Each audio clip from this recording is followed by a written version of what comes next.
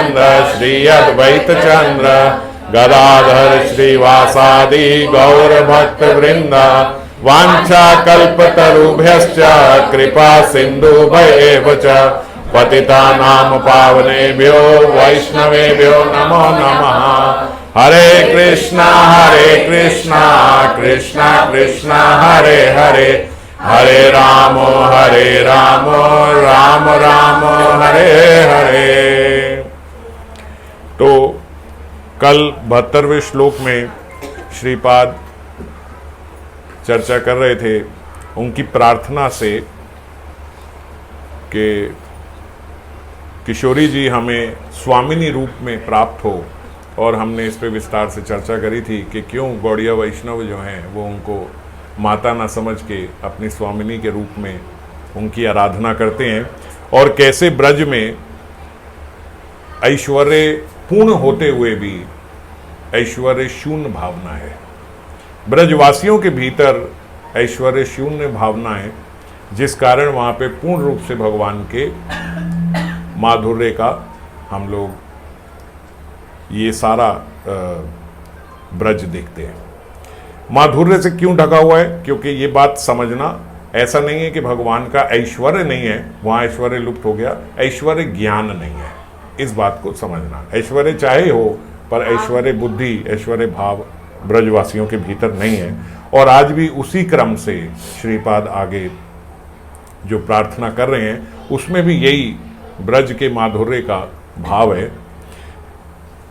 यत् पादाम्बुरु एक रेणु कणिका मूर्धना निधातु नाही, प्रापु ब्रह्मा शिव आदयो अपि अधिकृति गोप्येक भाव आश्रया, स अपि प्रेम सुधा रसाम्बु निधि राधापि साधारणी, भूता काल गति क्रमेण बलिना हई देव तुभ्यम नमः। ये शायद पहली बार ऐसी प्रार्थना आई है जिसमें श्रीपाद जो है एंड में किशोरी जी को नमस्कार ना करके बोल रहे हैं हे दैव तुभ्यम नमः। किसको नमस्कार कर रहे हैं अभी हम चर्चा करेंगे।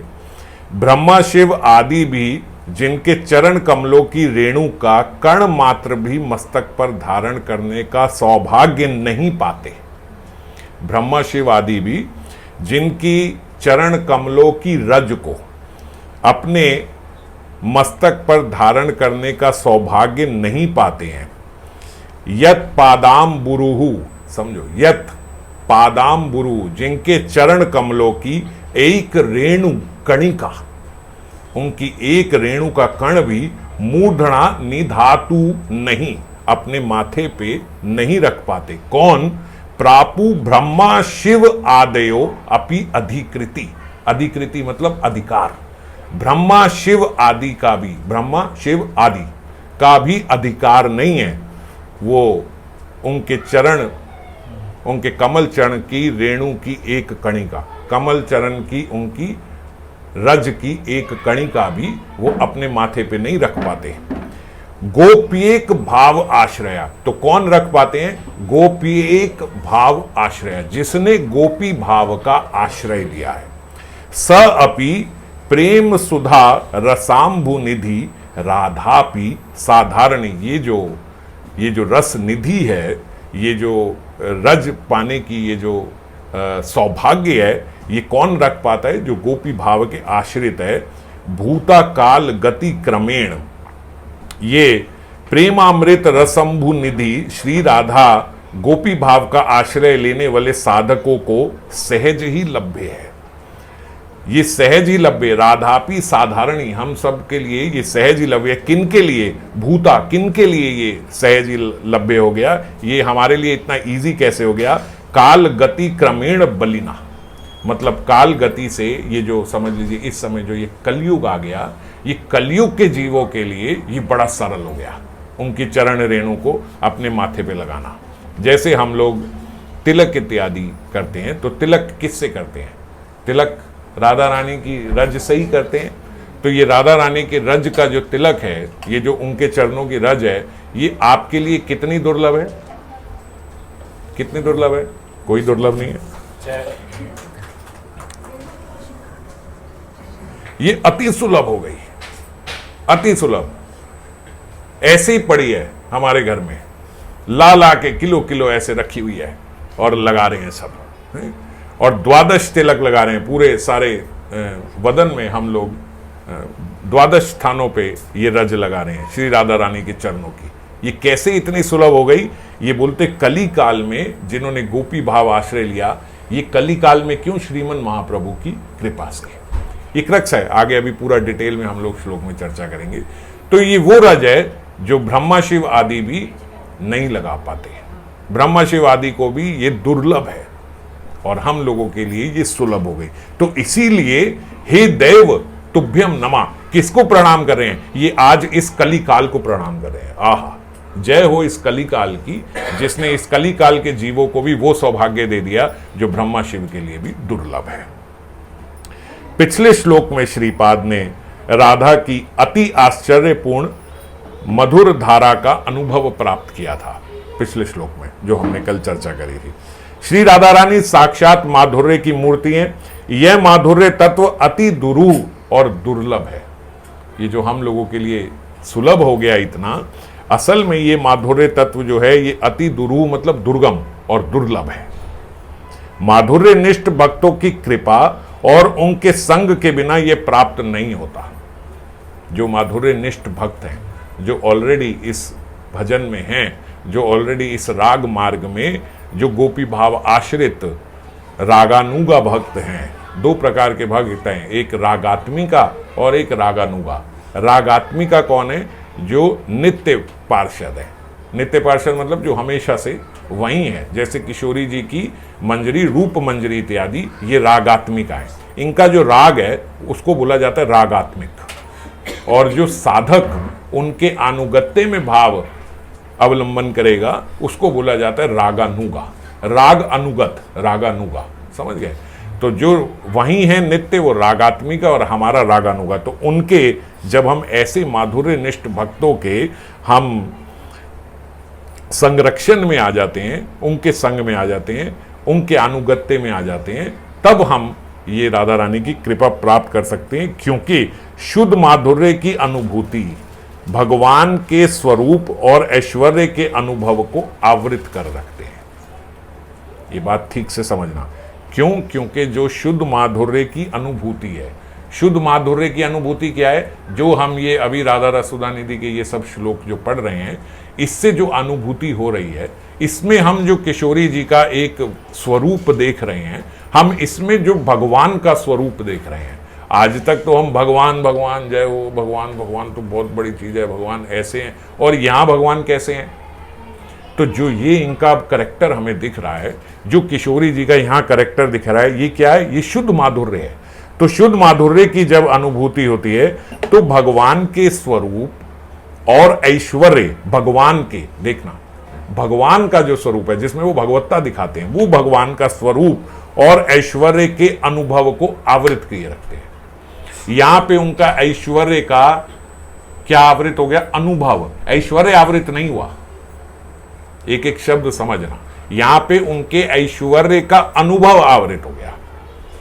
हम उनके शुद्ध माधुर्य का अनुभव कर रहे हैं, ऐश्वर्य का अनुभव नहीं कर रहे हैं। जो कल हमने उदाहरण लेके चर्चा करी थी कि जब उन्होंने गिरिराज उठाया तो ऐश्वर्य तो है पर ऐश्वर्य का अनुभव नहीं है।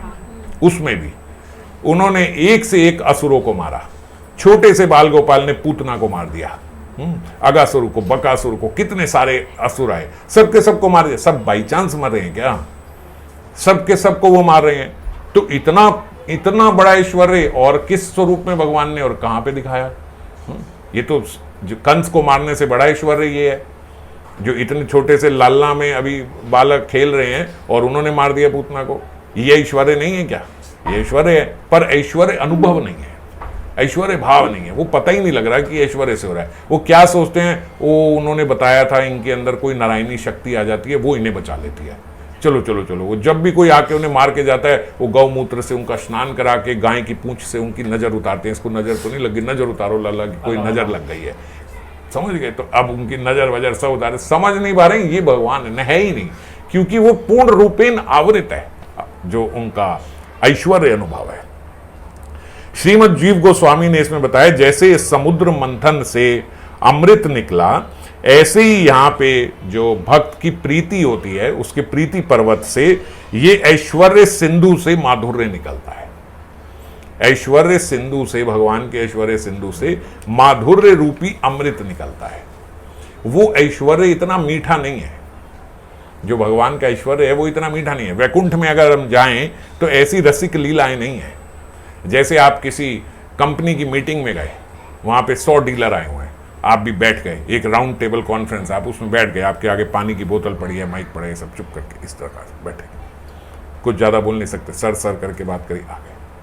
और ऐसे ही अब जो वो मीटिंग कंडक्ट कर रहा था, एमडी जो था, चेयरमैन जो था, उस चेयरमैन ने आपको बोला सुबह आओ नाश्ता हमारे साथ ही करना, और फिर उसके बाद अभी चलो रात को हमारे घर ही सोना, फिर सुबह वहीं उठ के नाश्ता वाश्ता करके फिर निकल जाना। अब जब आप उसके घर जाओगे और वहीं रात को सोओगे तो जो उस समय बातें होंगी, वार्तालाप होगी, चर्चा होगी, जब सुबह उठेंगे, बैठेंगे आराम से, बेड टी पे आप खड़े हो, तो जो बातें होंगी वो बहुत अलग स्तर पे होंगी।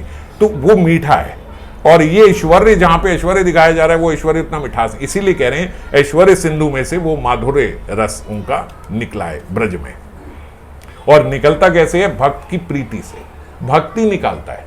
ये भक्ति डिसाइड करता है कि भगवान मेरे साथ ऐश्वर्यम भवी रहे या माधुर्यवत रहे, ये हम डिसाइड करेंगे। आप भगवान भगवान जय जय जय जय करोगे, भगवान ऐश्वर्य से ही रहेंगे। और अगर आपकी प्रीति हो गई, अगर आपका प्रेम हो गया, और आपने प्रेम ने, जब प्रेम हो जाता है तो फिर वो सारे आवरण हट जाते हैं।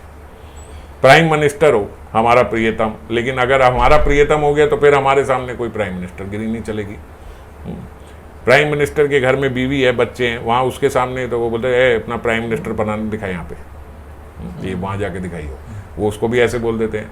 तो ऐसे ही हमारा भगवान के साथ संबंध है। माधुर्य का बन गया तो फिर ये ऐश्वर्य वाली बात नहीं रहेगी। और अगर आप ऐश्वर्य से ही पूजा करते रहोगे तो भले राग मार्ग में रहो, लेकिन अगर आपकी बुद्धि जो है वो भगवान भगवान ऐसे करने वाली है तो फिर आपके साथ वो ऐश्वर्य से ही रहेंगे। तो ये श्री राधा रस सुधानिधि ग्रंथ जो है, ये बाबा बता रहे हैं, ये भाद्र मास की नदी की तरह राधा माधुर्य से भरा हुआ है।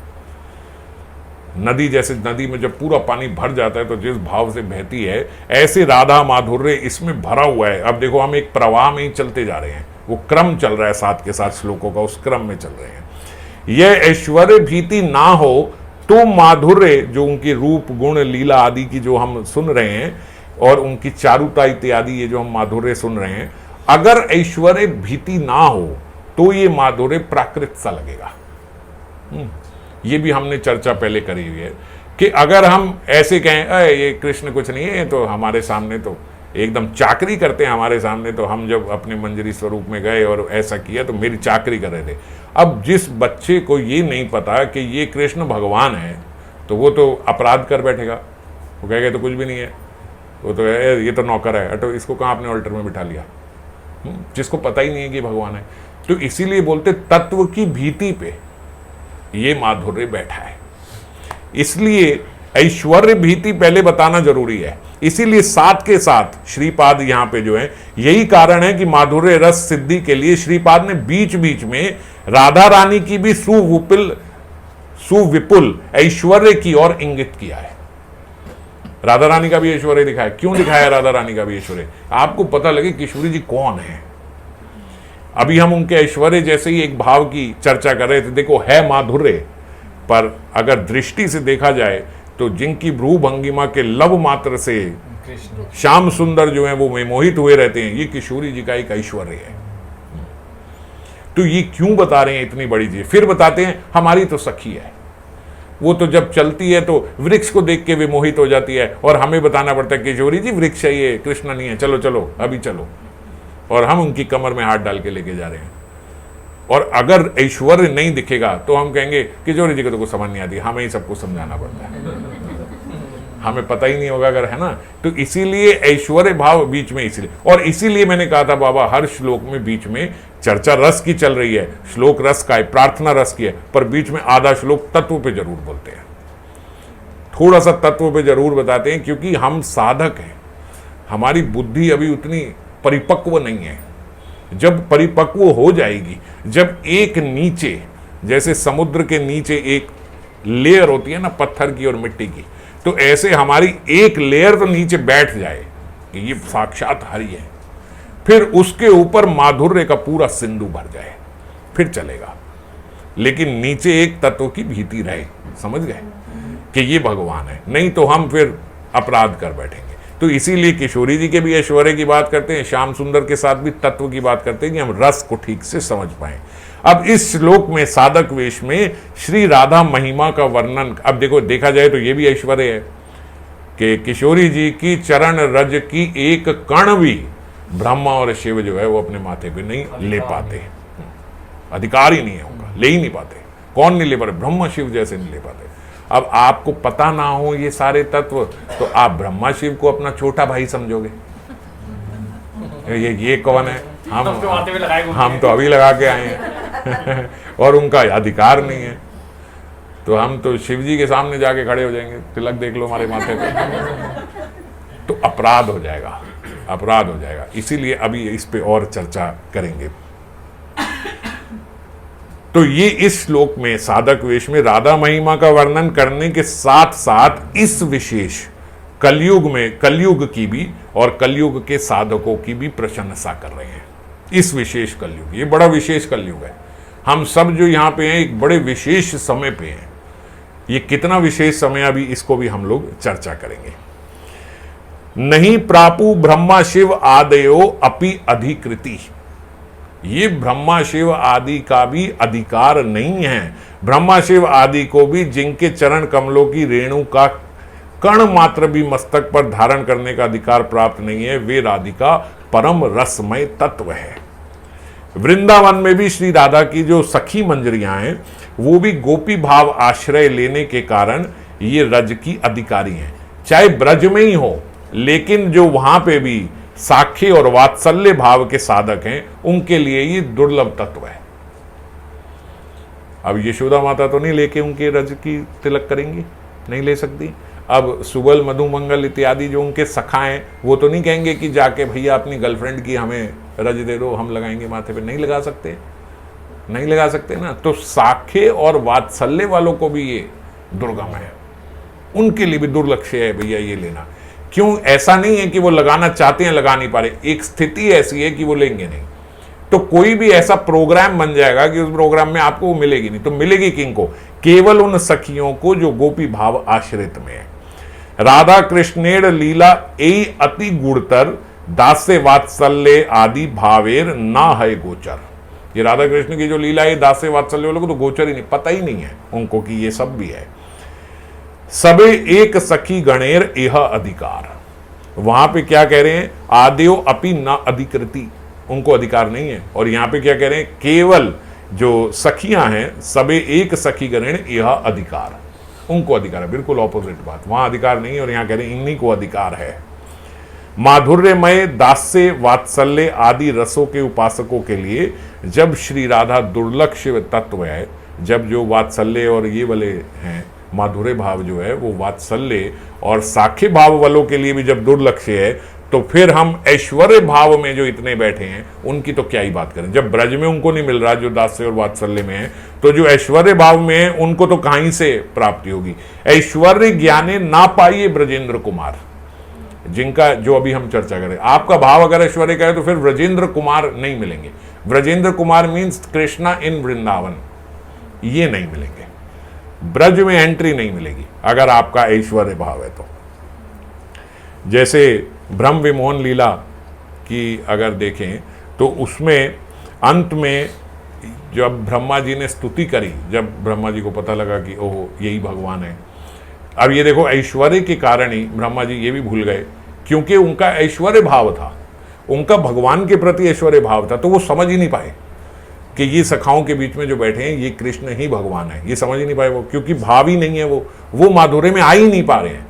भगवान बोल के आए हैं भैया मैं इस समय नीचे आऊंगा, ब्रह्मा जी को तो खास इंफॉर्मेशन होती है कि आएंगे, लेकिन तब भी ब्रह्मा जी कह रहे हैं नहीं ये नहीं हो सकते। इतना ऐश्वर्य भाव भरा हुआ है कि वो इस माधुर्य को देख के जान के भी नहीं समझ पा रहे कि ये भगवान है, और टेस्ट करने के लिए आ गए। और जब उन्होंने टेस्ट किया फेल हो गए।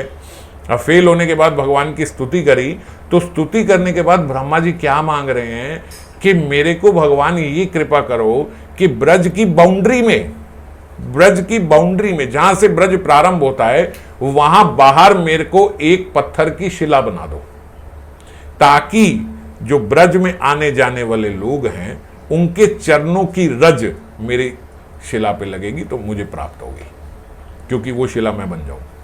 तो ब्रह्मा जी क्या मांग रहे हैं? ब्रह्मा जी अब यहां पे बाबा बता रहे हैं, देखो ब्रह्मा जी की उस समय इतनी हिम्मत नहीं हो रही कि वो भगवान से ये मांग लें कि मेरे को ब्रज का पत्थर बना दो। ब्रज का पत्थर बनने की भी हिम्मत नहीं हो रही। वो कह रहे हैं मैंने ऐसा अपराध कर दिया। अब देखो, हम जब किसी से मांगते हैं, कोई बड़ा व्यक्ति सामने है और हम मांग रहे हैं, तो हमारी भी एक सेल्फ एस्टीम है, हम उतना ही मांगेंगे कि यार ये मना ना कर दे। बड़े बेवकूफ़ी होगा जो लिमिट क्रॉस करके मांगे, तो वो अपनी बेइज्जती कराएगा फिर, है ना। तो हम इस डर से कि हमारी बेइज्जती ना हो, है ना, उतना ही मांगे। जैसे आप बोलो इतना यार क्यों नहीं बोल दिया, जब मैं भाई इतना पता है जब वो देगा ही नहीं, अब हमें पता है वो कितना दे सकता है, हम उतना ही मांगेंगे, है ना। तो उस लिहाज से ब्रह्मा जी ने बस यही मांगा, यार ब्रज की बाउंड्री के बाहर पत्थर बन सकता हूँ भगवान। हाँ, अगर मैंने बोल दिया अंदर, भगवान कहेंगे चलो वापिस, कुछ नहीं कुछ नहीं। अगर ऐसे बोल दिया तो फिर उसके बाद कोई ऊपर है ही नहीं ना। अब ये तो सुप्रीम कोर्ट है, इससे ऊपर तो कुछ है नहीं। तो इसीलिए क्या कर सकते हैं, बस उन्होंने बड़े डरते हुए हाथ जोड़ के बोला वो कुछ मेरे को ब्रज के बाहर पत्थर, ताकि लोग आए जाएं, बस उनकी रज लग जाए। इतनी दुर्लभ है ब्रजवासियों की रज मेरे को मिल जाए, किशोरी जी की रज और सखा बन जाऊं। ये सब तो सखा भी नहीं बन सके, कुछ नहीं, ब्रज के अंदर एंट्री भी नहीं ले सके ब्रह्मा जी। तो श्री राधा की चरण वो कह रहे हैं कि उनका अधिकार नहीं है, तो वो तो अभी बहुत दूर की बात है। ब्रह्मा जी तो वहाँ ब्रजवासियों की चरण की रज लेने के लिए भी ब्रज के बाहर बैठे हैं कि वहां मुझे मिल जाए। और ऐसे ही जो भगवान शिव हैं, तो शिवलोक में श्री राधा की पदरज कणिका तो दुर्लभ है ही है। जहां वो शिवलोक में है वहां तो कहां से उनकी पदरज पहुंचेगी। तो वो पाने के लिए शिव जी ने क्या किया, शिव जी ब्रज में आ गए। आज भी ब्रज में शिव जी हैं, किस नाम से? गोपेश्वर। वो आए क्या थे? वो आए थे किशोरी जी की रज लेने, वो आए थे गोपी बन के। आज भी रोज शाम को उनका श्रृंगार गोपी के ताई होता है। उनको गोपेश्वर जो शिव जी हैं, शिव जी को गोपी ड्रेस पहनाई जाती है। वो गोपी ड्रेस पहन के आए, गोपी बन के आए, गोपी भाव आश्रय करने के लिए मान गए। मैं गोपी भाव आश्रय कर लूंगा, मेरे को ये ऐश्वर्य प्रिय नहीं है, मैं यहां पे आ जाऊंगा। पर क्या है कि उनकी स्थिति इतनी ऊपर की है, ये ऐसी है कि जैसे आज मोदी कहीं आ जाए और कहे भैया मेरे को शॉप क्लूज में नौकरी दिलवा दो, तो वो सारे खड़े हो जाएंगे, क्या बात कर रहे हो, ये सब पूरा गुड़गांव, पूरा ये शहर आपका है, आप क्या आप नौकरी करोगे? और नहीं नहीं नहीं मैं कर लूँगा, नहीं अरे नहीं नहीं क्या माल कर रहे हो, आपकी कंपनी है ये, आपके नौकरी करो। वो कितना कह दें, उनको कोई नौकरी पे रखेगा? वो डर जाएंगे, अगर भैया इनको हमने हाँ कर दी तो इधर आ, तू मेरे को नौकरी में रखेगा। तो ऐसा स्टेटस है। तो शिवजी का भी ऐसा स्टेटस है कि वो वहां पे आए गोपी आश्रय करने के लिए, और गोपियां उनकी चरण रेणु ले रही है, हमें ठाकुर जी प्राप्त हो जाए, आप कृपा करो, आप तो साक्षात भगवान। गोपियां मानती, गोपियां अपने चरणों की रज छोड़ो, गोपियां उनके चरणों की रज ले रही हैं, भैया आप तो ठाकुर हो। अब बोले उनका ये जो ऐश्वर्य है, किंग का, शिव जी का, शिव जी का ये जो ऐश्वर्य है, अब यही बाधा बन गया। ना चाहते हुए भी वो ऐश्वर्य उनकी बाधा बन गया। अब वो नहीं ले पा रहे, और कब से बैठे हैं? अनंत काल से बैठे हैं ब्रज में। और बात है ये उल्टी, गोपियां आके उनकी रज ले जाती है। गोपियां आके, ब्रजवासी आके उनकी जय जयकार करें कि आपकी कृपा से हमें कृष्ण प्राप्त हो जाए। तो बाबा बोलते हित करीते असिलाम हैल विपरीते। आए थे कुछ करने, हो गया उल्टा।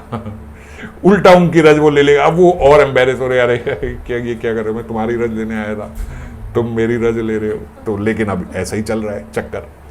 तो इसीलिए बोला ब्रह्मा शिव आदि। अब ब्रह्मा और शिव तो हम समझे, आदि क्या है, आदि में कौन है? हालांकि राधा रस सुधा निधि के चौथे श्लोक में आदि की भी चर्चा है। तो उसमें तो बड़े बड़े नाम आ गए, जैसे सनक आदि। अब यहाँ पे सनक आदि का, यहाँ पे भी उन्होंने, वहां तो नारद जी भी आ गए। भैया नारद जी भी नहीं ले सकते, सनक जी भी नहीं ले सकते, भीष्म भी नहीं ले सकते, ये जो सारे महाजन है, यमराज हैं, भीष्म पितामह है, ये सब भी नहीं ले सकते। सब महाजन इन सब के लिए दुर्लभ है। तो यहां पे बाबा बोल रहे हैं जो ब्रह्मा शिव के आदि हैं, आदि से सनक आदि ऋषि को समझना होगा। ये सनक आदि ऋषि ने, जब सनक सनंदन जो आए, इनसे अपराध हो गया द्वारपालों के प्रति, उसके बाद इन्होंने भगवान के जब दर्शन पाए तो भगवान की स्तुति करी कि हे भगवान, हमारा मन जो है, इनकी स्तुति सुनना, हमारा मन जो है वो आपके चरणों में लगा रहे सदा। उसके बाद हमने जो ये अपराध किया है ना, उसके लिए चाहे आप हमें नर्क भेज दो, आप भेज दो, कोई बात नहीं, गलती हो गई है हमसे, हमें भी पता लग गया, बहुत बड़ी गलती हो गई है, हमने आपके यहां आके आपके पार्षदों को श्राप दे दिया। अब आप चाहे हमें नर्क भेज दो, पर आपकी स्मृति बनी रहे। ये अभी अभी जो हमने आपके चरणों के तुलसी की जो परिमल, जो गंध हमने ली है, इतनी दिव्य गंध है, ये गंध हमारी नासिका से रहे, और ये गंध ही हमारे मुख से आपका गुणगान है वो करवाती रहे। हमारे मुख से जैसे अभी हम कर रहे हैं, ऐसे आपका गुणगान होता रहे, बस इतना ही चाहिए। उसके बाद चाहे आप हमें नरक में भेज दो, चलेगा।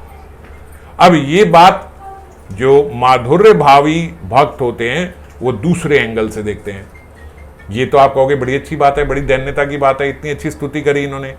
और जो माधुर्य भावी भक्त हैं, जैसे बाबा क्या कह रहे हैं, बाबा कह रहे हैं कि अब ये देखो, इनकी स्तुति देखो, ये स्तुति कर रहे हैं कि हमें चाहे नर्क में भेज दो, बस आपका किनका ध्यान रहे, बस नारायण विष्णु है, वैकुंठ में गए हैं, ब्रज में तो आए नहीं है।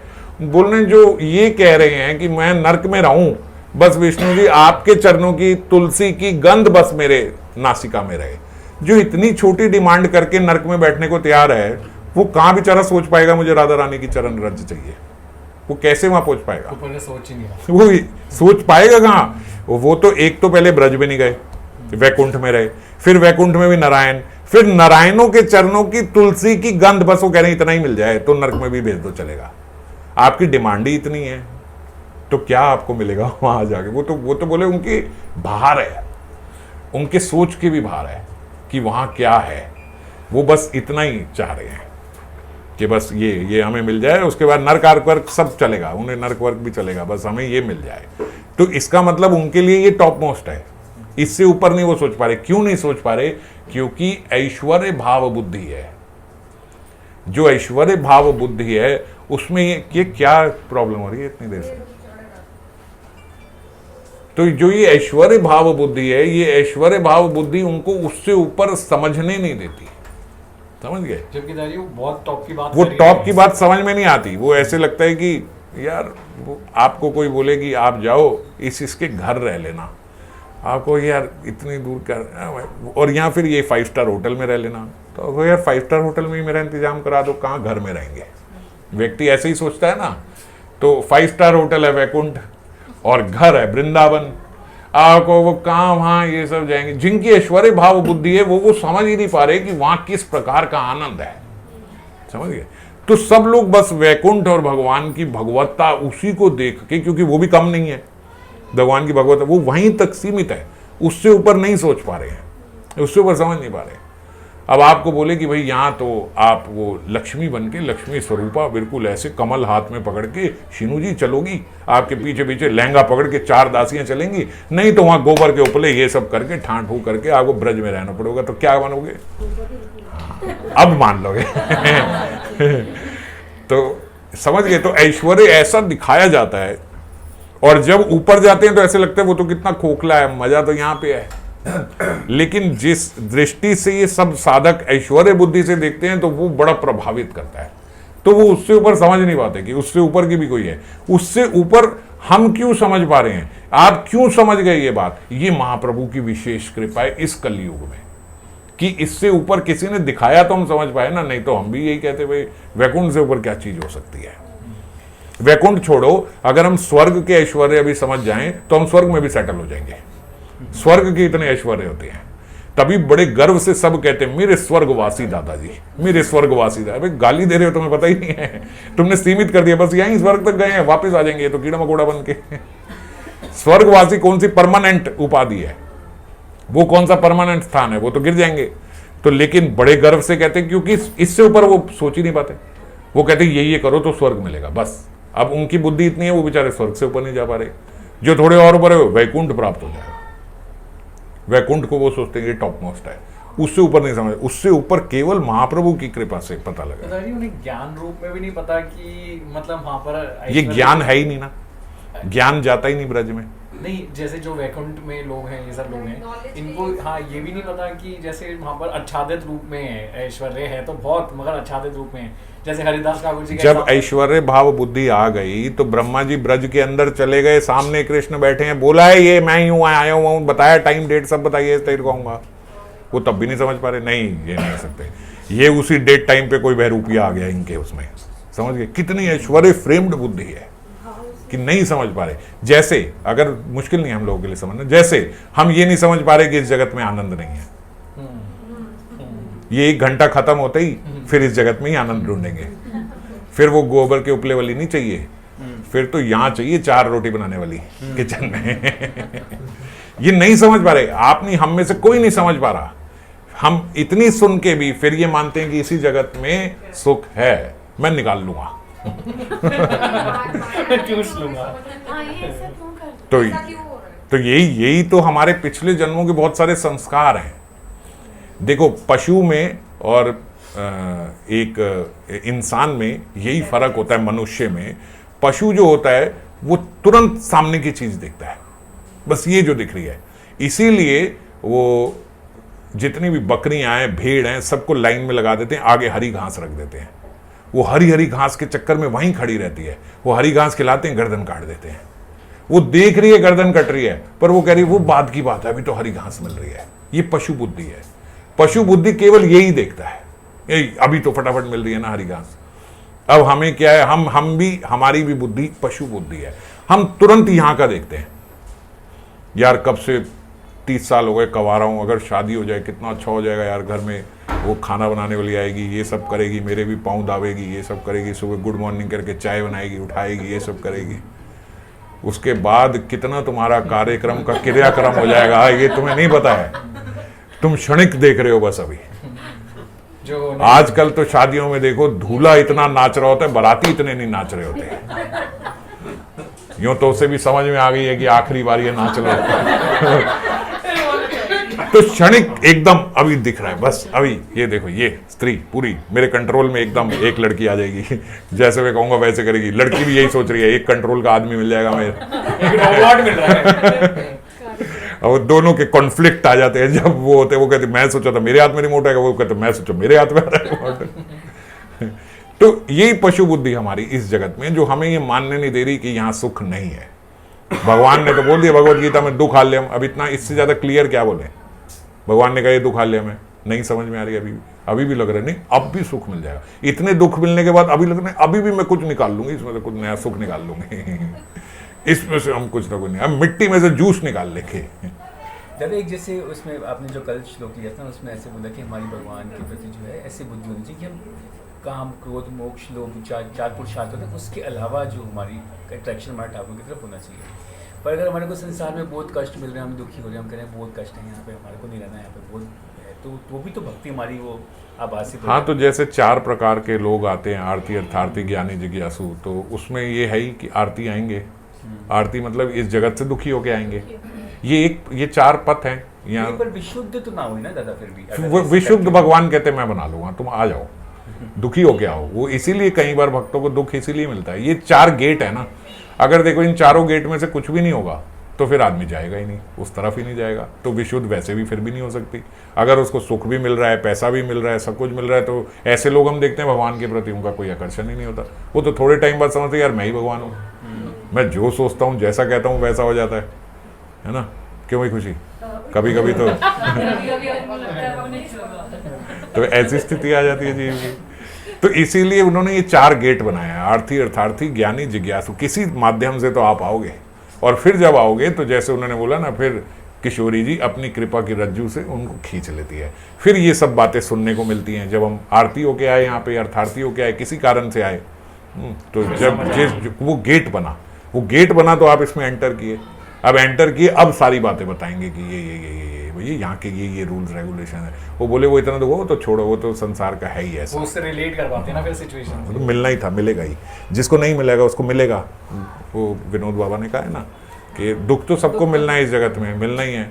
कोई ये सोचे कि नहीं मैं बिना दुखी हुए चला जाऊंगा, तो जब तक आपका जगत में मन लगा है दुख तो मिलेगा, क्योंकि जगत से मन हटाना है। तो हम भी ढीठ हैं, खुद नहीं हटाएंगे। तो फिर हटवाएंगे भगवान, क्योंकि भगवान तो कृपा करेंगे। आप इतना भजन साधन कर रहे हो तो भगवान क्या कृपा करके नहीं लेके जाएंगे? लेके जाएंगे। अब कृपा करने के लिए आप रोग के साथ चिपके पड़े हो और रोग से खींचना पड़ेगा। आपके बालों में च्युइंगम चिपक जाए, क्या करें? कोई इलाज है? खींचना ही पड़ेगा, वो हटाने ही पड़ेंगे या वो बाल काटने पड़ेंगे, दो ही तरीके। तो ऐसे ही इस जगत से हमारी आसक्ति हटाने के लिए जो हम चिपक गए हैं, या तो वो साधन काटेंगे जहां से आप बहुत ज्यादा सख्त हो, या फिर थोड़ा कष्ट देके उनसे दूर करेंगे। समझ गए? जिस तीव्रता से हमारी श्रद्धा होगी उसी तीव्रता से। क्योंकि देखो, एक खराब सड़क है फॉर एग्जाम्पल, तो कई लोग क्या करते हैं, उसमें गाड़ी बड़ी धीमी कर लेते हैं। तो वो खराब सड़क मान लीजिए अगर 5 मिनट की है तो वो उसमें 15 मिनट लगा के जाते हैं। उनको लगता है कि धीरे धीरे चलते रहेंगे तो उतनी खराब नहीं लगेगी, और खराबी में अपना समय भी खराब करते हैं। और 15 मिनट दूसरा व्यक्ति आता है, वो कहता है ये खराब है, थोड़ा यहाँ तेजी से निकालो, फटाफट से निकल जाएगी 5 मिनट में। वो तेजी से निकालता है, उसको भी पता नहीं लगती, वो निकाल लेता है। तो ये ऐसे ही जीव की श्रद्धा है। कुछ लोग जो होते हैं वो धीरे धीरे निकाले जाते हैं, और कुछों को भगवान तुरंत से फटाफट से वो थोड़े से वो देके निकाल लेते हैं, कष्ट देके। अब प्रारब्ध हैं, ये सब आने ही हैं। और प्रारब्ध भी क्यों आते हैं? प्रारब्ध भी कृपा करने के लिए, हमारा यहाँ से आकर्षण हटाने के लिए वो भक्त के खराब प्रारब्ध आ जाते हैं। तो जैसे ही व्यक्ति भक्ति में थोड़ा सा अग्रसर होते हैं, भगवान बोलते फटाफट इसके सारे जो प्रारब्ध 10-20 साल बाद भी देने थे वो भी अभी दो, जल्दी फटाफट खत्म करो जो छोटी मोटी आसक्ति रह गई है, क्योंकि काफी सारा तो इधर आ गया है, बस छोटा छोटा सा ही रह गया है, वो भी फटाफट काट के इसको पूरा अपनी तरफ कर लो, इसका मन ना बदल जाए। तो भक्त सोचता है कि यार मैंने भक्ति करी, भक्ति करने का मुझे ये परिणाम मिल रहा है। ये अच्छी बात है, भक्ति करी, भक्ति करने का यही परिणाम है। फटाफट से भगवान उसके कर्म काट देते हैं। और नहीं तो धीरे धीरे एक सुई या रोज आके चुभेगी, एक सुई रोज आके चुभेगी, रोज आके चुभेगी। अब आदमी को ऐसी सजा मिल जाएगी, भैया रोज सुबह शाम एक इंजेक्शन लगा करेगा, और या फिर एक इलाज है, भैया एक आधे घंटे का ऑपरेशन है, ये करवा लो तो आप ठीक हो जाओगे।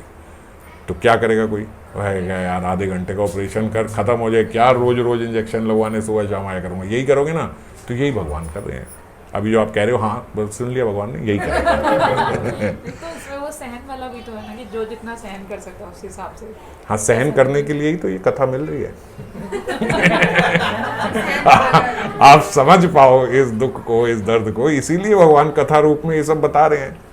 अगली बार होगा तो ये रेफरेंस सुना देंगे आपको कि देखो आपने उस समय हाँ करी थी।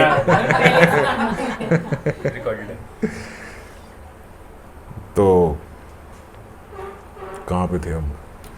तो ये काल गति क्रमेण बलिना, ये काल गति की उन्होंने बल बताया इस समय कि जो ये कलयुग जो है इसमें विशेष कृपा हुई है भक्तों पे। इस विशेष कलयुग का वो उल्लेख कर रहे हैं। ये देखो, जैसे ये चैतन्य चरितामृत के माध्यम से मैं आपको बताता हूँ कि कितने विशेष समय में आप हो। मतलब बाबा ने बताया है, मैं आपको ये एक्सप्लेन करता हूँ कि हम इस बात को समझें कि हम इस कलयुग में कितने विशेष समय पे मतलब you are at right place, समझ गए, एट राइट टाइम। ये बड़ा इंपॉर्टेंट है। आप राइट प्लेस पे तो आ गए पर राइट टाइम पे नहीं आए। आप राइट टाइम पे प्रेजेंट तो हो मगर राइट प्लेस पे नहीं हो। तो being at a right place at a right time is very important, और वो यहाँ पे बताया गया है। पूर्ण भगवान कृष्ण व्रजेंद्र कुमार गोलोके ब्रजेर सह नित्य विहार। जो ये पूर्ण रूप से जो भगवान है, पूर्ण भगवान जो है, जो स्तोत्र हैं सब अपने सब अवतारों के, वो कृष्ण ब्रजेंद्र कुमार गोलोके ब्रजेर सह नित्य विहार। गोलोक में तो वो नित्य विहार कर रहे हैं, उसको बोला जाता है नित्य लीला, वो तो वहां चल रही है नित्य लीला। ब्रह्मार एक दिने तेहो एक बार अवतीर्ण है करेन प्रकट विहार। और ब्रह्मा के एक दिन में एक बार भगवान आते हैं, ठीक है। अवतीर्ण है करेन प्रकट विहार। एक दिन में भगवान ब्रह्मा जी के एक दिन में एक बार नीचे अवतीर्ण होते हैं, अवतरित होते हैं, प्रकट होते हैं। उसको बोलते हैं प्रकट लीला, प्रकट विहार जो करते हैं। सत्य तेता द्वापर कली चारी युग जानी, सेई चारी युगे दिव्य एक युग मानी। ये जो सत्य युग है, त्रेता युग है, द्वापर युग है और कली युग है, ये चारों को मिला के एक युग बनता है, एक चतुर्युग इसे बोलते हैं, ये एक चतुर्युग है। और ब्रह्मा जी के एक दिन में ये 71 चतुर्युगे एक मनवंतर, 71 चतुर्युग। एक चतुर्युग कितने वर्षों का होता है? 43,20,000 साल का, 43,20,000 ईयर्स का एक चतुर्युग होता है। ब्रह्मा जी के एक दिन में ये 71 चतुर्युग आते हैं। ये ब्रह्मा जी का एक दिन है, एक मनवंतर। मतलब ब्रह्मा जी के 12 घंटे दिन, इतनी लंबी रात भी है। तो ये 12 घंटे में 71 चतुर्युग आते हैं। और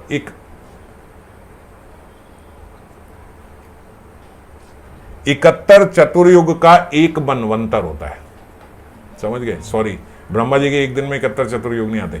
71 चतुर्युग का एक मनवंतर होता है और 14 मनवंतर ब्रह्मा जी के एक दिन में आते हैं, मतलब 1000 चतुर्युग। सिंपल कैलकुलेशन अगर आपको बताऊं, ठीक है? एक मनवंतर में 71 चतुर्युग होते हैं, ये 71 टाइम्स ये चारों युग घूम जाते हैं। और 14 मनवंतर जो होते हैं उसका ब्रह्मा जी का एक दिन बनता है, 12 घंटे बनते हैं।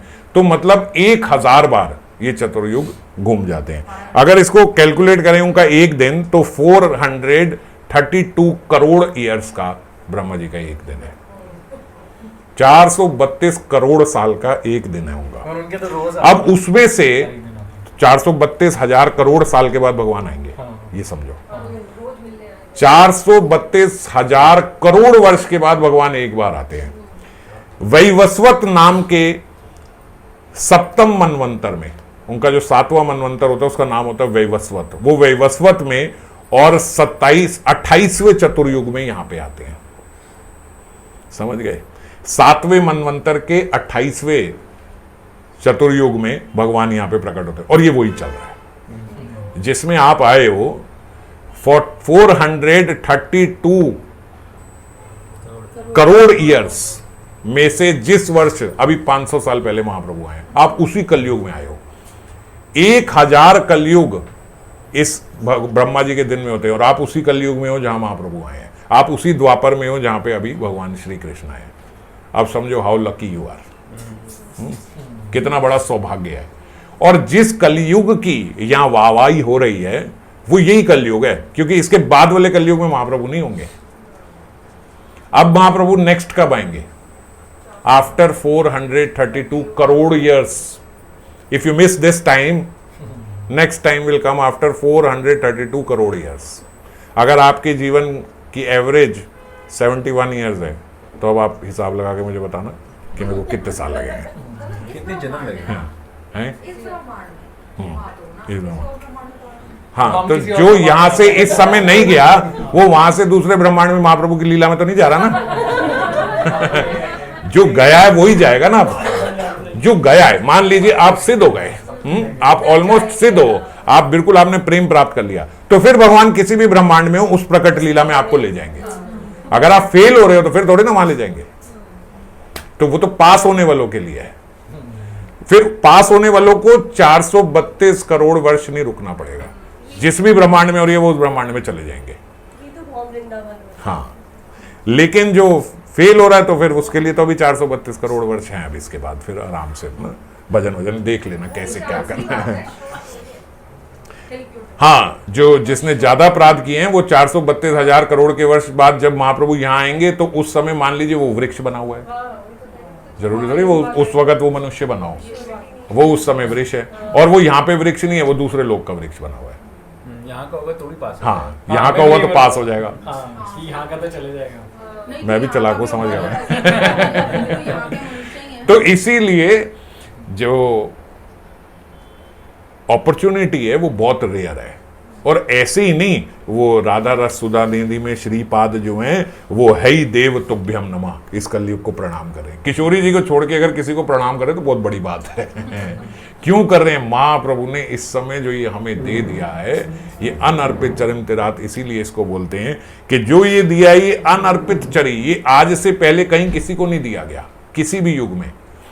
क्यों ब्रह्मा शिव आदि नहीं जा पा रहे? क्यों नारद सनक आदि नहीं जा पा रहे? क्यों सनक आदि को नहीं पता है? ये दिया ही नहीं, ये पता ही नहीं। इससे ऊपर ज्ञान नहीं जाता, बुद्धि नहीं जाती। दिया है उन्होंने तो हम लोगों को पता है। तो इसके लिए क्या आवश्यक है? गोपीक भाव आश्रय, गोपी भाव का आश्रय करना होगा। गोपी भाव आश्रय का सहज सुगम उपाय है श्री नित्यानंद प्रभु का चरण आश्रय ग्रहण करना। तभी मैं आपको बोलता हूं गौर लीला सुनो। गोपी भाव आश्रय करने के लिए क्या करना होगा? नित्यानंद प्रभु का आश्रय करना होगा। ये गुह्य से भी गुह्यतम लीला आ रही है। क्यों? क्योंकि अपॉर्चुनिटी किसने दी है? महाप्रभु ने। महाप्रभु ने बताया। और महाप्रभु के शरणागत कौन हो सकता है? महाप्रभु के समक्ष भी कौन जा सकता है? वो याद करो रघुनाथ दास गोस्वामी पाद जी की लीला, बार बार जा रहे, वापस भेज रहे। नित्यानंद प्रभु ने कहा इधर आ भाई, हम धनी हैं और वो हमारा धन है, हमारे धन को चोरी कर रहे हो हमसे बिना पूछे। लीला में, रस में कहां जा रहे हो? तो क्या बोले? दंड होगा तुम्हारा। दंड क्या होगा? तो यहां जितने सारे ब्राह्मण हैं उन सबको दही चिड़वा खिलवाओ। दही चिड़वा, दधी चिड़वा फेस्टिवल बोलते हैं उसे, हर साल होता है। नित्यानंद का आश्रय कैसे कोई लेगा? हाँ, नित्यानंद प्रभु का आश्रय, जो नित्यानंद प्रभु ने क्या दिया?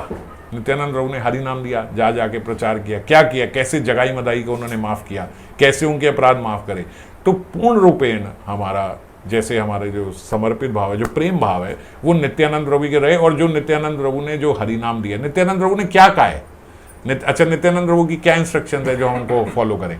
नित्यानंद प्रभु और महाप्रभु अलग नहीं है, भेद नहीं है उनके उसमें।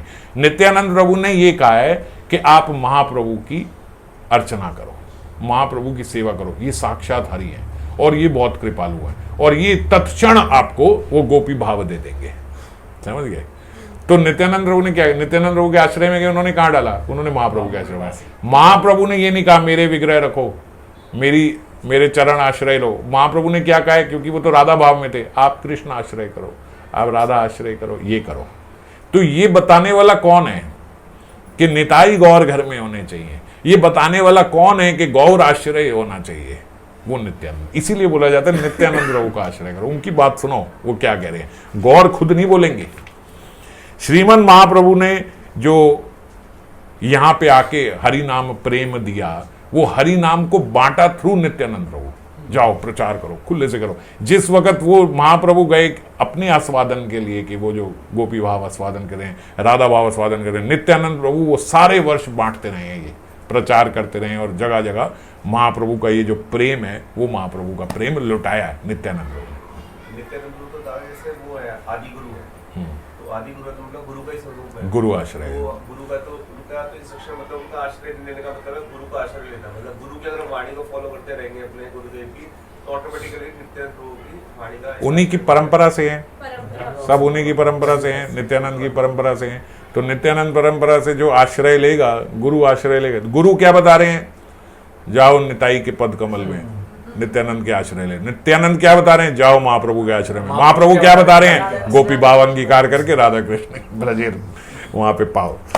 अतएव गोपी भाव करी अंगीकार, रात्रि दिने चिंते राधा कृष्णेर विहार। कल हमने इस पे चर्चा करी थी। सिद्ध देह चिंती करे ताई सेवन, सिद्ध देह चिंतन करके ताहाई सेवन। सेवन के सेवा कैसे होगी? सिद्ध देह के चिंतन से, अपने सिद्ध देह के। कल हमने यही बार बार चर्चा करी थी कि चिंतन हमारा सिद्ध देह का होना चाहिए। सखी भावे पाए राधा कृष्णेर चरण, सिद्ध देह का चिंतन करके सेवा, वहां पे सखी भाव से राधा कृष्ण की सेवा करें, जो श्रीपाद यहां पे कर रहे हैं। तो हमें क्या करते हैं? हमें सबसे सुगम पाथ बता देते हैं, सबसे सुगम पाथ। अरे ब्रज लीला में प्रवेश करना है, उससे आसान है श्रीमन महाप्रभु के आश्रय हो जाओ। क्यों?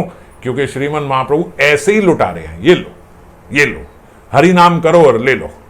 हरि नाम के श्रीमन महाप्रभु के आश्रित होना है, नित्यानंद प्रभु के आश्रित होना। क्यों? नित्यानंद प्रभु कोई अपराध ही नहीं लेते, कोई अपराध करो वो लेते ही नहीं। उदाहरण जगाई मदाई। जगाई मदाई ने इससे बड़ा गलत काम क्या करेंगे? उन्होंने नित्यानंद प्रभु का ही सिर फोड़ दिया, खून निकल रहा है नित्यानंद प्रभु के, वो भी उन्होंने क्षमा कर दिया। बताओ इससे ज्यादा क्या जघन्य अपराध कर दोगे? तो वो जगाई मदाई को भी उन्होंने प्रेम दिलाया, जो उनका सिर फाड़ रहा है उनको भी वो प्रेम दिला रहे हैं। इसीलिए बोला और सस्ता है नित्यानंद प्रभु के आश्रय हो जाओ, और सस्ता है गुरु आश्रय हो जाओ। गुरु और कृपालु है। तो इसीलिए वही पथ चलता easy easy easy easy easy करते जा रहे हैं हमारे लिए। फिर महत्व पर कहते जो हमारा भजन पथ है, जो हम प्रोसेस फॉलो करते हैं, उसमें गौर महाराज हम जारी करते हैं, और उसके बाद जो भी हमारी गौर गोविंद लीला में गुटिका भी है, उसमें महाप्रभु का थोड़ा सा बताएंगे, बाकी सारा ठाकुर का होता है। तो ऐसे क्यों होता है जब हमारे को वो इम्पोर्टेंट, तो वो बराबर एटलीस्ट करना चाहिए? वो इसीलिए कि वैचित्री जो है, देखो जो नवद्वीप में है, वो नवद्वीप में भी चिंतन वृंदावन का ही कर रहे हैं। जो वैचित्री हैं, जितने भाव हैं, जैसे उज्ज्वल नीलमणि पढ़े, भक्ति रसामृत सिंधु पढ़े, जितनी भी वैचित्री हैं, ये क्या है, ये साधक सिद्ध है। नवद्वीप में जितने हैं, इनको सिद्ध ना कह के ऐसे कहते हैं, ये साधक सिद्ध है। साधक सिद्ध मतलब कि साधना भी है वहां पे, और सिद्धि तो है ही है। मतलब यहाँ के त्रिताप नहीं सताएंगे, परिकरी है उस, हाँ, मगर साधना की तरह आपको वो मिलेगी। तो वो क्या है, देखो वो मजा है नवद्वीप में। जो हम कहते हैं ना कि यार अब मान लीजिए आज आपको पता लगे कि 1 महीने बाद हम सब ट्रिप पे जा रहे हैं जयपुर। अब 1 महीने कितना मजा रहेगा कि 1 महीने ट्रिप पे जा रहे हैं, सब एक दूसरे से ग्रुप बन जाते हैं माताओं के आपस में, तुम क्या कपड़े लेके जा रही हो, ये लेके जा रही हो, ये ग्रीन कलर का लेके जाते हैं, 1 day will be a green day, सारे लोग ग्रीन कलर के कपड़े पहनेंगे, ऐसे करेंगे, शॉपिंग करने इकट्ठे जा रहे हैं, सब ये कर रहे हैं, क्योंकि 1 महीने बाद जयपुर जाना है। और जब वहाँ जयपुर गए तो वो तो 4 ही दिन थे, फटाफट से होके खत्म हो गए। तो हमें ऐसा लगता है यार बाद में आने के बाद कि वो टाइम बहुत अच्छा था। जब व्यक्ति की शादी हो जाती है तो वो कहता है यार शादी में तो कुछ नहीं था, अब पता लगा वो शादी के पहले वाला समय बड़ा अच्छा था, वही समय बेस्ट टाइम था हमारी लाइफ का। तो वो बेस्ट टाइम है नवद्वीप। अब वो कहते हैं कि ये जो बेस्ट है, जो भैया साधना में इतना मजा आ रहा है श्रीमन महाप्रभु के साथ, जो साधक का आनंद आ रहा है, एक बार सिद्ध हो गए तो फिर ये तो कभी मिलेगा नहीं। तो वो कहते हैं जब आप सुप्रीम हो, आप बेस्ट से बेस्ट दे सकते हो, तो फिर ये समय भी खत्म नहीं होना चाहिए। ऐसा हो जाए कि हम वहां भी पहुंच जाएं और यहां पे जो जाने से पहले का जो मजा है वो भी बना रहे बराबर। तो अद्वैताचार्य ने महाप्रभु से यही मांग लिया, ये भी नित्य कर दो, फिर ये भी नित्य कर दो। अगर आप ऐसे हो अनर्पित चरण के आप सब दे रहे हो तो ये भी नित्य करो, क्योंकि ये जो मजा है ना कि बस गए हुए हैं, रोज जा रहे हैं, रोज चिंतन में वहां जा रहे हैं, ये मजा कभी खत्म ना हो। वैचित्री वहां है, सब वहां है वही, टूर वही है, ट्रिप वहीं का लेना है, मगर जो ये प्रिपरेशन का टाइम है ये सबसे बढ़िया है। तो उन्होंने फिर इसको भी नित्य कर दिया, चलो ये भी नित्य हो गया। अब गौड़िया वैष्णव 2 स्वरूप में, वो वहां पे भी जाएंगे, वो यहाँ पे भी रहेंगे। तो ये प्रिपरेशन वाला, इसलिए इसकी थोड़ी कलरिंग कम है, क्योंकि इसमें ज्यादा आनंद चिंतन में है। हम देखते हैं ना, हमें कीर्तन करा फिर चिंतन में वहीं पहुंच गए, और जो भी करा साधना करी फिर चिंतन वहीं पे चला गया। यहाँ पे तो, और कई लोग ये भी बोलते हैं कि ये तो ब्रज का डिस्को है, यहाँ तो बस कीर्तन संकीर्तन नाच गाना ये सब आप एंजॉय करो, और वहाँ सारी चीजें जितनी फिर जो मंजरी भाव की होगी, जर्नी इज एज ब्यूटीफुल, तो उन्होंने जर्नी भी परमानेंट कर दी। हाँ, जर्नी भी चलती रहेगी। तो जल्दी करें, चलो अभी बड़ा समय हो रहा है और आगे भी है ये। तो सम स्नेहा विषम स्नेहा ना करिए, इसमें बाबा प्रेम भक्ति चंद्रिका का एक श्लोक के माध्यम से बता रहे हैं कि ये मंजरी युक्त साधना ही गौड़ीय वैष्णवाचार्यों की परम हार्द वस्तु है, उनके हृदय की वस्तु है। ठाकुर महाशय ने कहा है, सम स्नेहा विषम स्नेहा ना करिए दूह लेहा, कहीं मात्र अधिक स्नेहगढ़। ये जो 3 प्रकार की रति है, जैसे इसमें कि एक कृष्ण स्नेह आदिकाएं जो सखियां हैं, कृष्ण की जो सखियां हैं, जो कृष्ण की सखियां हैं वो 3 प्रकार की हैं। राधा रानी की जो सखियां हैं वो 5 प्रकार की होती हैं। सखी, प्रिय सखी, परम प्रेष्ठ सखी, प्राण सखी और नित्य सखी। जो ये प्राण सखी और नित्य सखी है, ये मंजरियां होती हैं। तो जो बाकी की हैं वो राधा स्नेह आदि का है, और ये जो कृष्ण की हैं ये 3 प्रकार से सखियां हैं। 3 प्रकार की क्या है? एक तो सम स्नेह आदि का, सम स्नेह आदि का वो सखियां हैं जो राधा रानी की भी सखियां हैं और कृष्ण की भी सखियां हैं, बराबर की, उनकी रति दोनों से बराबर है, मेरे दोनों। अब मंजरी की क्या है? मंजरी की राधा स्नेह आदि का है। हम इसमें पढ़ते हैं ना, वो तो राधा रानी को ही केंद्रित करके सारी लीलाओं का चिंतन करते हैं, उनकी मेन राधा रानी है। कृष्ण इसलिए क्योंकि वो राधा रानी के प्रियतम है। इनको बोलते हैं राधा स्नेह आदि का, कि राधा से अधिक स्नेह है। एक होता है कृष्ण स्नेह आदि का। कृष्ण से आदि का मतलब वो कृष्ण से ज्यादा स्नेह करती है, राधा रानी से कम करती है। कृष्ण के माध्यम से राधा रानी से प्रेम करती है। फर्स्ट लव उनका कृष्ण से है। सम स्नेह आदि का दोनों से है। राधा स्नेह आदि का जिनका पहले राधा से, मंजरियां तो राधा स्नेह आदि का ही होती है। तो यहाँ पे ये ठाकुर महाशय जो हैं वो प्रेम भक्ति चंद्रिका बता रहे हैं, सम स्नेह आदि का विषम स्नेह आदि का ना करिए दूह लेहा, मतलब इनसे ज्यादा प्रीति न बढ़ा। किनसे? जो सम स्नेह और विषम स्नेह मतलब कृष्ण स्नेह आदि का, जिनका किशोरी जी से विषम है। अब इसमें बाबा बोलते ना कर ज्यादा प्रीति, मतलब मंजरियों की तो सबसे बराबर प्रीति होती है, तो वो बोल रहे साधक वेश में, मतलब जिस अभी इनका अनुगत्य करके हम नहीं सीखेंगे, अभी हम जो सीखेंगे वो राधा स्नेह आदिका वाली सखियों से सीखेंगे, क्योंकि हमें वही परिपाटी सीखनी है ना, तो इसलिए अभी इनसे ज्यादा नहीं, अभी उनके ज्यादा अनुगत करेंगे। वहां जाके तो फिर सब बराबर है हमारे लिए, जो सखी सेवा की आज्ञा दे वो हम करेंगे। कहीं मात्र अधिक स्नेहगण, किससे? राधा स्नेह आदिका से। निरंतर थाके संगे कृष्ण कथा लीला रंगे, नर्म सखी ए सब जन। निरंतर थाके संगे, राधा रानी के साथ निरंतर साथ ही साथ वो चलेंगी, रहती हैं। और जब कभी राधा रानी का कृष्ण से विरह होता है, जब वो कृष्ण के संग नहीं है, तब कृष्ण कथा लीला रंगे, तब जो वो मंजरियां हैं वो किशोरी जी को ऐसी ऐसी कृष्ण कथा सुनाती हैं कि उन्हें लगता है साक्षात मेरे सामने ही मूर्तिमान रूप में कृष्ण खड़े हो गए हैं। नर्म सखी यही सब जन, ये सब जो नर्म सखियां हैं, जो मंजरियां हैं, वो यही सब उनका रहता है। रूप मंजरी सार, श्री रति मंजरी आर, लवंग मंजरी मंजूलाली, श्री रस मंजरी संगे, कस्तूरी का आदि रंगे, प्रेम सेवा करे कुतूहली।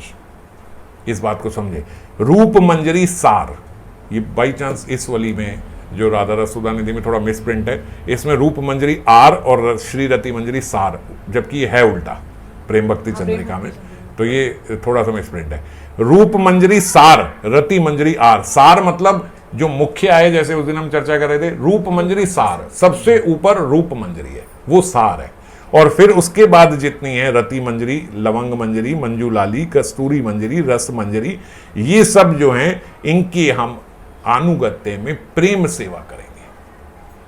प्रेम सेवा, हम लोग बोलते हैं ना माता जी मेरी सेवा क्या है, यहां पे ठाकुर महाशय बोल रहे हैं सेवा नहीं, प्रेम सेवा।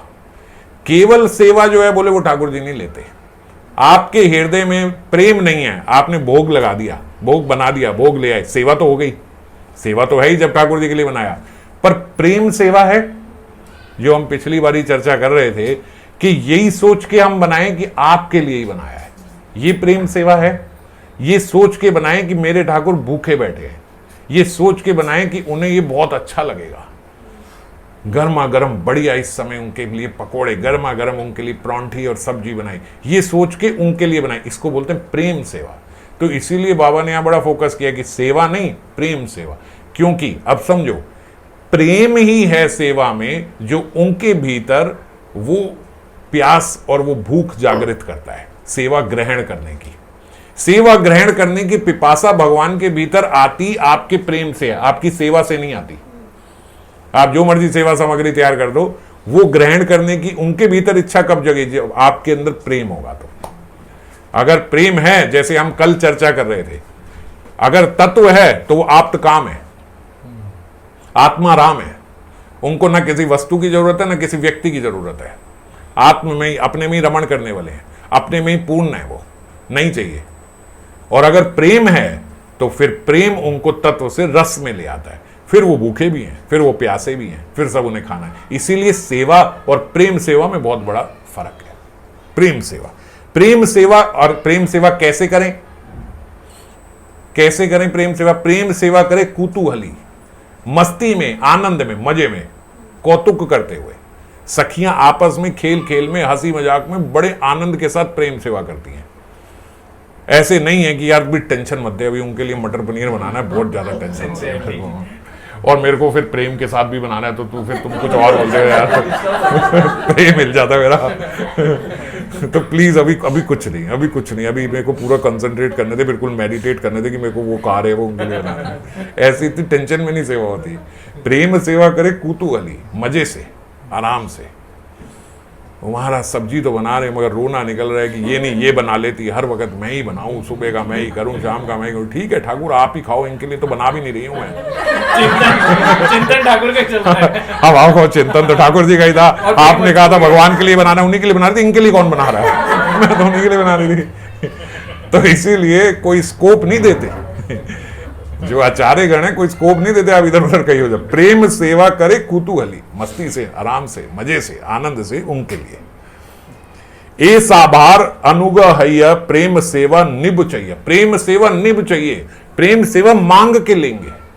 सखियों के अनुगत्य हैं, मांग के लेंगे, मुझे ये सेवा दे दो, मैं ये सेवा करती हूं, मैं ये सेवा करती हूं, क्योंकि सेवा रस से ही शरीर गठित है। सेवा ही है। बाबा बोलते हैं इसमें देखो, इसमें प्रेम और सेवा कैसे है, जैसे एक लोहे को बहुत गर्म कर दिया जाए तो वो लाल रंग का एकदम आग का गोला ही बन जाता है ना। तो उस समय अग्नि और लोहा का तदात्म्य जो हो गया, अब वो लोहे को भी आपने किसी से छुआ दिया तो वहां आग लग जाएगी, क्योंकि अग्नि और लोहे का एकदम तदात्म्य हो गया। ऐसे ही बोलते मंजरियां प्रेम और सेवा का तदात्म्य ही है, उनकी प्रेम और सेवा अलग नहीं होती मंजरियों की। तो हमारी सेवा की सिद्धि यही होगी कि प्रेम और सेवा साथ ही है, इतना साथ है जैसे तपता हुआ लोहा होता है। उसमें आप ये नहीं कह सकते कि ये अग्नि का है और लोहा का है, वो अग्नि, लोहा ही अग्नि बन गया है। ऐसा तदात्म्य हो जाता है उनकी प्रेम और सेवा का। ये इस भाव से प्रेम सेवा होती है। और प्रेम सेवा निभ चाहिए, इतनी हमेशा चाहिए, मांग के लेंगे। और इंगिते बुझिब सब काज, इस पे तो हम इतने दिनों से चर्चा कर रहे हैं। इंगिते बुझे सब काज, सारे काज जो हैं उनके इशारों से ही, बोलना ना पड़े उन्हें। ये नहीं ये कर दे प्लीज कर दे, रूप लिया ललिता प्लीज लिया भाई, अब लिया, अब तो शुरू होने वाला है विलास, अब तो लिया शरबत, वो बैठ जा रही हूं ना ऐसे नहीं है। हाँ, ये बांट लेते हैं ना, मेरे को इतने सारे फूल लाने को बोले, आधे तू ले आधे मैं ले आता। नहीं, ये ब्रज में नहीं है सेवक धर्म बड़ा कठोर, वहां तो ये बने ही सेवा रस से है। जैसे यहाँ खून दौड़ रहा है ना हमारे भीतर नसों में, वहां सेवा ही दौड़ रही है। अगर नहीं करी तो हमें चैन नहीं है, सेवा ही करनी है, बस यही हमारा फ्यूल है। वहां पे फ्यूल ही सेवा है, प्रेम सेवा, यही फ्यूल है, बस इसी से ही चलते हैं हम। प्रेम सेवा, जितनी प्रेम सेवा उतना आनंद है। तो इंगिते करी, इंगित से ही, कैसे इंगित से, जैसे अब मान लीजिए विलास चल रहा है, अब विलास के बीच में कुछ चाहिए या कुछ सेवा की जरूरत आन पड़ी, तो अगर वहां तो चूं भी कर दिया आपने तो वहां भाव बिगड़ जाएगा।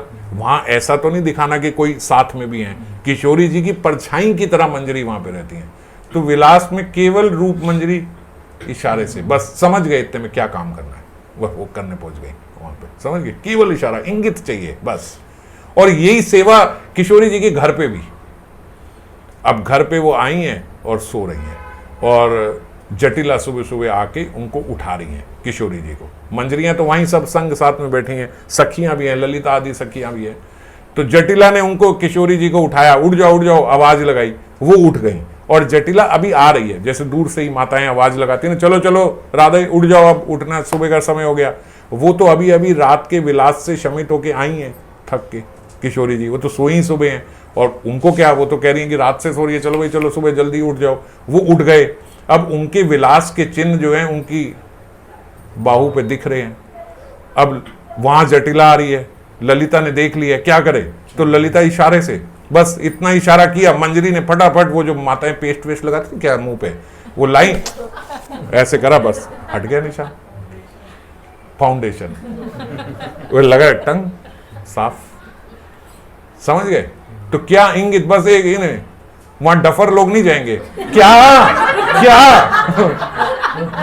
ये क्या कह रहे हो, समझ ही नहीं आ रही, वो इतने में तो जटिला ने आ जाना है सुदक्षा होती है, सुदक्षा, बस ललिता ने बस कुछ बोलना नहीं है, चूं भी नहीं करनी, बस इतने में तक वहां पहुंच के वो फटाफट वो लाके वो लगा दिया, पता है कि क्या इशारा हो रहा है। तो अब समझ रहे हो, जो हम कहते हैं कि बड़े सरल लोग चले जाएंगे ये बात हो रही थी ना पहले, वो बोल रहे थे कि बहुत सरल भी चले जाते, तो वो ये बोले सरल नहीं जाएंगे दक्ष वाला होगा, इंटेलिजेंट होना होगा, स्मार्ट होना पड़ेगा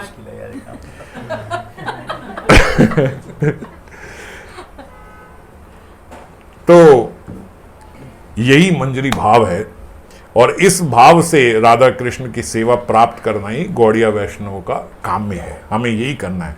हीन निताई बिने भाई राधा कृष्ण पाईते नाई, दृढ़ करी धर नित्यानंदेर पाए। तो इसीलिए हमें नित्यानंद का आश्रय लेना है। क्यों? हेन निताई बिने भाई राधा कृष्ण नाईते पाई।